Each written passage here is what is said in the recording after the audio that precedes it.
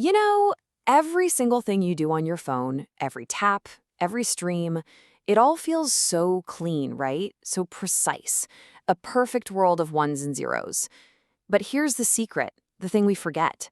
None of it, absolutely none of it would work without a much older, kind of messy, and honestly, a brilliant world. The world of analog. And that's the big paradox, isn't it? We're all obsessed with the next digital leap, but the demand for analog genius, for people who can actually wrangle the wild physical world of electricity, it's never been higher. So what gives? Why is this so-called old tech more critical today than ever before? Well, that's exactly what we're going to break down. Okay, so first things first, let's get this straight.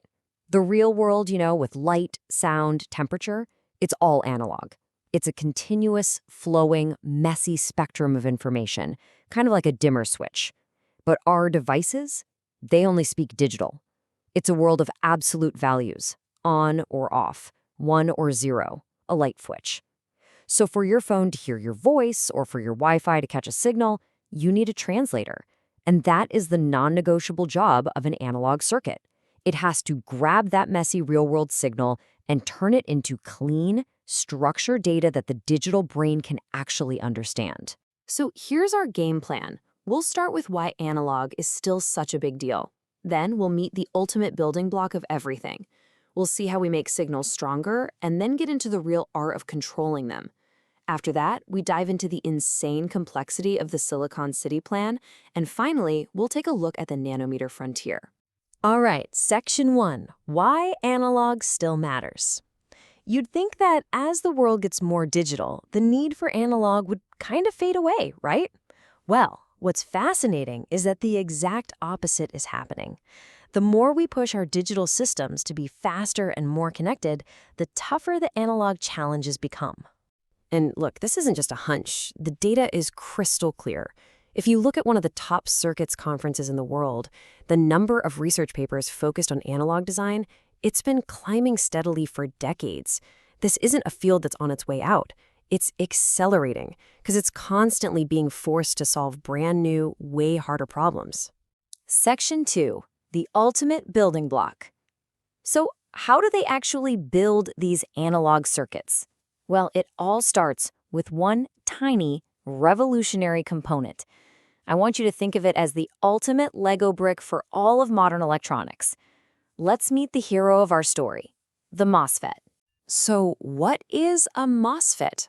At its heart, it's just a microscopic, voltage-controlled faucet for electricity. You've got a source, a drain, and a gate that works like the handle. You apply a little voltage to that gate, that handle, and you can precisely control the flow of electrons from the source to the drain. It's the simplest switch you can imagine, but when you put literally billions of them together, you can build, well, anything, from a simple amplifier to a supercomputer. Now, there are two main flavors of this faucet. First up is the NMOS transistor. You give its gate a high voltage, and whoosh, the faucet turns on. Electrons start flowing. That's it. Simple. And then you've got its perfect opposite, the PMOS transistor. This one turns on when you give its gate a low voltage. And this, right here, is where the genius comes in.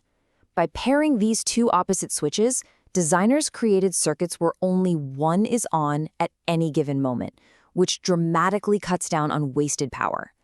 This is the whole basis for the CMOS technology that is in, well, pretty much every device you own. Section 3, making signals stronger. Okay, so we have our building blocks. Now let's build something useful. The most fundamental job in analog is to take a teeny tiny signal from the real world, like a faint radio wave, and make it bigger, make it stronger. And for that, you need an amplifier. An amplifier is basically an electrical megaphone. It takes in a weak little signal and spits out a much, much stronger version. And that multiplication factor, how much stronger it gets, we call that its gain. And by arranging our NMOS and PMOS transistors in a clever way, we can build a simple amplifier. But, and this is a huge but, this brings us right to the central challenge of all analog design. The problem is, these components aren't perfect, not even close.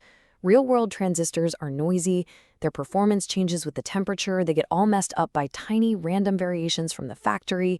So a simple amplifier built from these flawed parts, it's going to give you a distorted, noisy, frankly terrible output, which leads to the big question. How in the world do you build precision systems out of completely imprecise parts? Section 4, the art of control. This is where the real genius, the true art of analog design, really shines. It's not about brute force. It's about being clever. It's about control. Designers have come up with these incredible techniques to cancel out the built-in flaws of their own components. Let's look at two of the most important ones. So the first brilliant trick is called going differential. Instead of sending your signal down just one wire, you send the signal and its exact opposite, its inverse, down two parallel wires. Now think about it. Any outside noise, say from the power supply, is going to hit both wires equally. So at the other end, the circuit just looks at the difference between the two signals. And since the noise was the same on both, poof, it gets canceled out completely, leaving just your clean original signal. It's just a beautiful, purely elegant piece of design. The second amazing technique is called negative feedback. And the best way to think about this is like a thermostat for your circuit. The circuit is constantly sensing its own output. Then it compares that output to what it's supposed to be. And if there's any error, it automatically adjusts its own input to correct for it. This constant loop of sensing, comparing, and correcting makes the circuit incredibly stable and precise. It basically forces the circuit to behave, no matter how flawed its parts are. Section 5, the Silicon City Plan. So we've got our blocks, we've got our control techniques, but now comes the hardest part of all. Turning that clean, elegant blueprint into an actual physical chip. This is where the beautiful, abstract theory of circuits smacks right into the messy reality of physics. See, on paper, our design looks gorgeous. Here's a schematic for that differential pair we were talking about. It's clean, it's logical, makes perfect sense. You'd think building it would be pretty straightforward. But then you see this. This is what that simple schematic actually looks like when it's laid out on a piece of silicon. It's not just a circuit anymore. It's a microscopic city.